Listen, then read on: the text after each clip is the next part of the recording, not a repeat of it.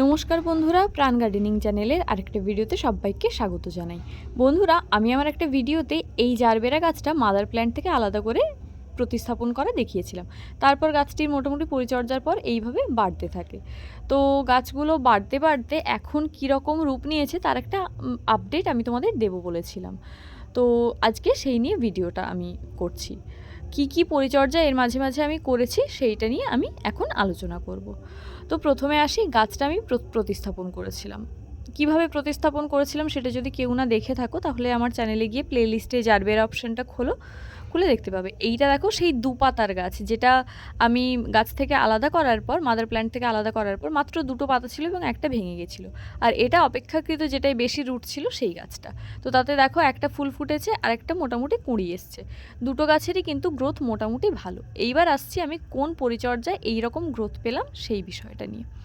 তো আমি গাছটা প্রতিস্থাপন করার পর 1 সপ্তাহ মতো কিন্তু কোনো রকম কিচ্ছু দিইনি, জল দিইনি, কোনো রকম ফাঙ্গিসাইড স্প্রে করিনি, কিচ্ছু করিনি।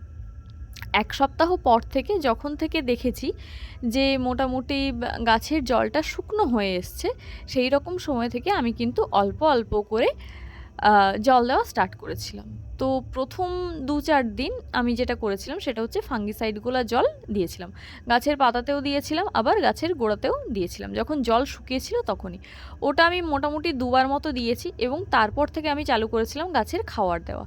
এখানে ভেরি ফ্র্যাঙ্কলি স্পিকিং, যে আমি যেহেতু গাছটা শীতের সময় রিপোর্ট করেছিলাম এবং ওই সময় গাছ থেকে টব থেকে জল শুকোতে অনেকটা সময় লাগে, আমি কিন্তু কোনোভাবেই সর্ষের খোল পচা জল বা অর্গানিক খাবার ইউজ করিনি। আমি সোজা রাসায়নিক খাবার দিয়েছিলাম এবং সেটা ছিল 1 লিটার জলে 1 গ্রাম 1261 আমি গুলেছিলাম, গুলে প্রত্যেকটা গাছে আমি দিয়েছিলাম। তো সেক্ষেত্রে আমি 1 লিটার জলকে এই রকম ছোট টবের মোটামুটি 8-10টা টবে দিতে পেরেছিলাম, কারণ শীতকালে তো গাছের এমনিই জলের চাহিদা অনেকটা কম থাকে। এবার যদি কেউ জিজ্ঞেস করো যে জারবেরার চারা থেকে মাদার প্ল্যান্ট থেকে চারা তৈরি করার আইডিয়াল সময় কোনটা হবে, তো আমি বলবো শীতকালটা কিন্তু একদমই আইডিয়াল টাইম নয়। আমি সেই সময় একটা প্রয়োজনে করেছিলাম, সেটা আলাদা কথা। না হলে তোমরা কিন্তু ফেব্রুয়ারি, যেই সময় গরমের গাছগুলো প্রুনিং করো, অর্থাৎ ফেব্রুয়ারির 10 তারিখ থেকে গোটা ফেব্রুয়ারি মাস জুড়ে বা অক্টোবর মাসের পুজোটা চলে যাওয়ার পর, অর্থাৎ মোটামুটি 20-25 তারিখের পর, ওই সময় কিন্তু মোটামুটি গাছগুলোকে সেপারেট করে নতুন চারা তৈরি করতে পারো। তো আমি 1 গ্রাম জলে 1 লিটার জলে 1 গ্রাম 1261 গুলেছিলাম, গুলে গাছের গোড়ায় দিয়েছিলাম।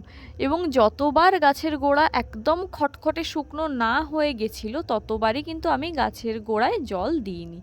একদম যখন গাছের গোড়া দেখেছি খটখটে শুকনো হয়ে গেছে, গাছের এবার জলটা খুবই দরকার, তখন আমি কিন্তু NPK 1261 গোলা জলটাই দিয়েছি। এটা মনে রাখতে হবে, ডোজ যেন একদম বেশি না হয়, 1 লিটার জলে 1 গ্রামই যেন থাকে। তো আমি মোটামুটি 2 বার 1261 দেওয়ার পর একবার ওই 1 লিটার জলে 1 গ্রাম করে সালফেট অফ পটাশ, বা যেটা সাদা পটাশ বলে, সেটা 1 গ্রাম গুলে আমি গাছের গোড়ায় দিয়েছিলাম। 1.5 মাস পর্যন্ত আমি কিন্তু এই প্রসিডিওরটাই কন্টিনিউ করি, অর্থাৎ আমি যবে থেকে খাবার দেওয়া স্টার্ট করেছিলাম তারপর থেকে 1.5 মাস পর্যন্ত আমি এইভাবেই খাবারটা মেনটেন করতে থাকি। 1.5 মাস পর থেকে সপ্তাহে 1 দিন করে আমি খোল পচা জল গাছে দিতে স্টার্ট করি। শীতকালীন মরশুমি ফুলের গাছের জন্য আমি যেভাবে তরল সার প্রিপেয়ার্ড করেছিলাম সেই তরল সার থেকেই আমি খোল পচা জলটা দিতাম। তো কেউ যদি ভিডিওটা দেখতে চাও তাহলে অবশ্যই আমার চ্যানেল ভিজিট করে দেখতে পারো। এবার যত গরম পড়েছে আমি কিন্তু খোলের পরিমাণটা কমিয়ে এনেছি। তো আগে যেখানে আমি 1 লিটার জলে 250 গ্রাম খোল দিতাম, গরমের সময় কিন্তু ওটা 1 লিটার জলে আমি 100 গ্রাম করে খোল পচা জল দিতাম। এইবার অনেকেরই প্রশ্ন হতে পারে যে সবার কাছে তো আর NPK 1261 কেনার মতো টাকা থাকে না, তো সেক্ষেত্রে কি করব।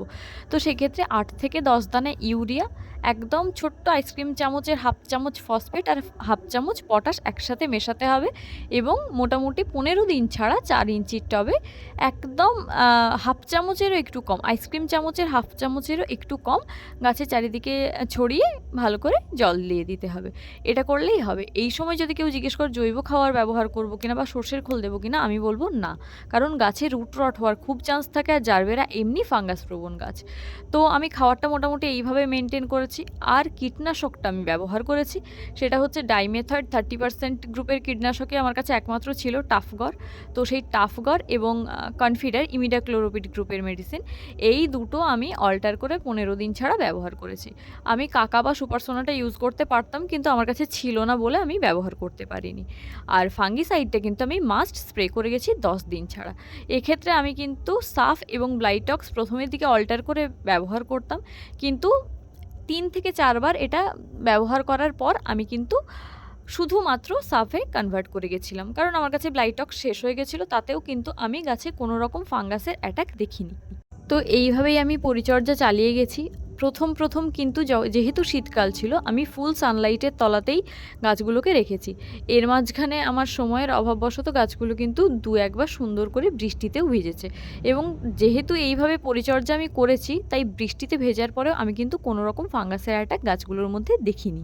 এবং এরকম পরিচর্যার মধ্য থেকেই গাছগুলোর কিন্তু একে একে বয়স অতিক্রম হয়। তো ভোরবেলা যখন ছাদে আসতাম এবং সকালবেলা সূর্যের কিরণে গাছগুলোকে দেখতাম, অপরূপ স্নিগ্ধতায় মনটা ভরে যেত। তো এইভাবে মোটামুটি 3 মাস যখন কাটলো, তারপর আমি গাছগুলোর যখন দেখলাম একটা হেলদি গ্রোথ হয়েছে, তারপর একে আমি রিপোর্ট করার ডিসিশন নিই। গাছগুলো আগেই 4 ইঞ্চি টবে ছিল, আমি সেই মাটির টব থেকে গাছগুলোকে বের করে নিয়েছি। এবার আমি 6 ইঞ্চি টবে প্রতিস্থাপন করব। বন্ধুরা দেখো, এই পরিচর্যায় 3 মাসে কিভাবে রুট বাউন্ড হয়েছে, মোটা মোটা শিকড় তৈরি হয়ে গেছে। এটা কিন্তু সেই ছোট্ট গাছটা, যেটায় মাত্র 2টো পাতা ছিল। আমি তো কোনোদিন কল্পনাও করতে পারিনি যে ওই ছোট্ট গাছটা আমার বেঁচে থাকবে, কারণ ওতে রুটের পরিমাণ খুবই কম ছিল। তো 6 ইঞ্চি পাত্রে আমি ড্রেনেজ সিস্টেম তৈরি করে মাটি দিয়ে রেখেছি। ড্রেনেজ সিস্টেম কিভাবে তৈরি করতে হয় আমার একটা ভিডিওতে আমি অলরেডি উল্লেখ করেছি, যারা নতুন বাগানি তারা কিন্তু চ্যানেল ভিজিট করে ভিডিওটা দেখে নেবে। তো আমি সোজা করে গাছটা বসিয়ে দিয়েছি। অলরেডি দেখো গাছে কুঁড়ি কিন্তু উঁকি মারছে। আমি এবার বলবো মাটির রেশিওটা আমি কিভাবে প্রিপেয়ার করেছি। জারবেরা কিন্তু খুব ভালো ড্রেনেজ সয়েল পছন্দ করে। আমি সেই জন্য 1 ভাগ মাটি নিয়েছি, 1 ভাগ বিল্ডিং তৈরি করা লাল স্যান্ড নিয়েছি, আর 1 ভাগ কিন্তু আমি এক্ষেত্রে কম্পোস্ট নিয়েছি। এক্ষেত্রে আমি গোবর সার ব্যবহার করেছি। আমি ভার্মি কম্পোস্টটা হাতের কাছে পাইনি, তাই ব্যবহার করিনি। এক্ষেত্রে কিন্তু ভার্মি কম্পোস্টে ইউজ করা যায়, আবার পাতা পচা সারও ব্যবহার করা যায়। তো এর সাথে আমি মোটামুটি একটা 12 ইঞ্চি টব পিছু 2 মুঠো মতো মিশ্র সার দিয়েছিলাম, এবং সেই মিশ্র সারে ছিল সমপরিমাণ সর্ষের খোল, নিম খোল, হাড় গুঁড়ো, শিংকুচি মেশানো, এবং তার সাথে দিয়েছিলাম কিছুটা পরিমাণ ম্যাগনেসিয়াম সালফেট। অর্থাৎ একটা 12 ইঞ্চি টব পিছু আমি মাত্র 1 থেকে 1.5 গ্রাম ম্যাগনেসিয়াম সালফেট দিয়েছিলাম, ওই ছোট্ট আইসক্রিম চামচের হাফ চামচ মতো।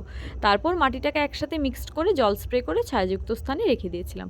তারপর ওই 15 দিন মতো কেটেছে, তারপর কিন্তু আমি ওটাকে ছায়া থেকে বের করে আবার জল স্প্রে করে 15 দিন মতো রেখে দিয়েছিলাম। তারপর একদম শেডের তলায় শুকিয়ে নিয়ে আমি মাটিটা প্রিপেয়ার করে ফেলেছি, এবং সেই মাটি দিয়ে আমি এখন জারবেরার রিপোর্ট করছি।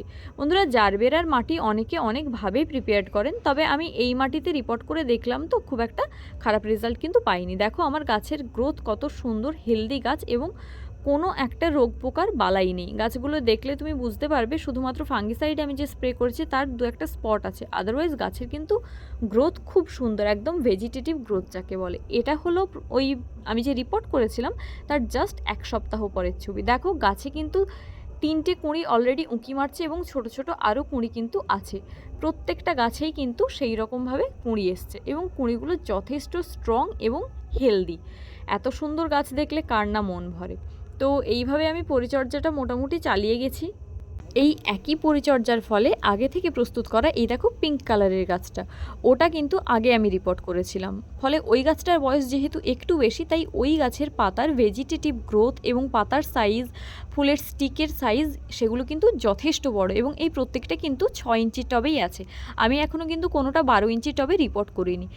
এবং আমরা যদি এইভাবে প্রত্যেকটা গাছের ট্রিটমেন্ট করতে পারি, তাহলে কিন্তু একটা জারবেরার গাছ থেকে আমরা অসংখ্য চারা তৈরি করতে পারবো, এবং আমাদের বাগান কিন্তু এইভাবে জারবেরার ফুলে ফুলে জাস্ট ভরে থাকবে। তো বন্ধুরা, আমার জারবেরার হাল তো এরকম। আমি জানি আমার থেকে অনেক বন্ধুরা অনেক ভালো মতো জারবেরা করতে পারে। তোমাদের জারবেরার হাল কীরকম সেটা আমাকে অবশ্যই কমেন্ট করে জানিও। কোনো যদি প্রবলেম থাকে তাও আমার সাথে শেয়ার করতে পারো। আমি যতটুকু জানি তার মধ্য থেকে চেষ্টা করব সেটা সমাধান করার। আর ভিডিওটা কেমন লাগলো সেটা আমাকে জানিও। ভিডিওটা যদি ভালো লাগে প্লিজ লাইক করো। তোমার বাগানি বন্ধুদের সাথে শেয়ার করো, আর চ্যানেলটা সাবস্ক্রাইব করে প্লিজ প্রাণ গার্ডেনিংয়ের সাথে থেকো। আর জারবেরা সংক্রান্ত যদি অন্য কোনো ভিডিও তোমাদের চাহিদা থাকে তাহলে সেটাও আমাকে কিন্তু কমেন্ট করে জানাতে ভুলো না। আর এভাবে পরিচর্যাটা তোমরা একবার করে দেখতেই পারো। আমি কথা দিচ্ছি যে একদম ফুলে ফুলে জারবেরা তোমাদের বাগানে ভরে থাকবে। জারবেরা কিন্তু একদমই কঠিন গাছ নয় যেভাবে সবাই ভয় দেখায়। জারবেরা করা খুবই সোজা।